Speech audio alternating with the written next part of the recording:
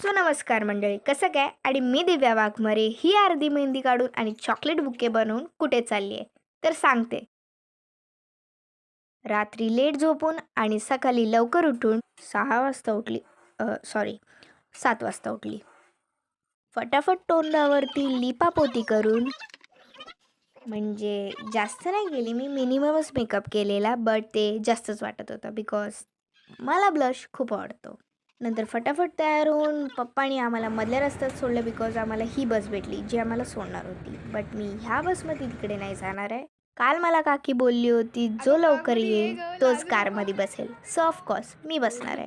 नवऱ्याच्या बहिणीसाठी एवढं इथपर्यंत जायला लागतं. अरे तू दाखव, मेको तो सब लोग जानते ही है. नंतर खूप सारे रील्स व्हिडिओज फोटोज काढून आम्ही गेलो खाली बसायला बिकॉज कारमध्ये बसायचा हक्क माझाच होता. येस, जोर जबरदस्ती करून मला ब्लॉगमध्ये घ्यायला लागले.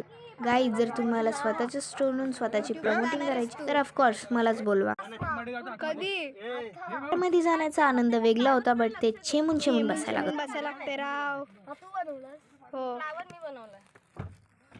प्रॅक्टिस बनवलंस ना प्रँक गिफ्ट मी नाही. तिला शिव कोणते बोलू शकतो? नाही, तिने नाही बनवलं. ह्याच्यामध्ये आमची कला जरा सादर झाले आहे. भावाला सर्व माहिती आहे, असे कांट मीच करू शकते. नंतर आम्ही पोचलो काकाच्या सासरवाडीला. आणि हा होता नवरीचा घर. आणि नवरी मुलीची मम्मी जी होती ती खूप स्वीट होती.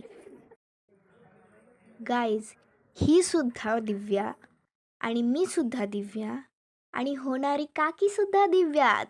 सो फायनली ते पसंती झालेली आहे. ह्याच्यानंतर फोटोज काढले, ओळखी केली, नंतर गिफ्ट अनबॉक्स केले आणि मग पेटपूजा करायला गेलो. ते खूप गंभीर विषय चालू होता, बट हे मस्ती तो बनती है.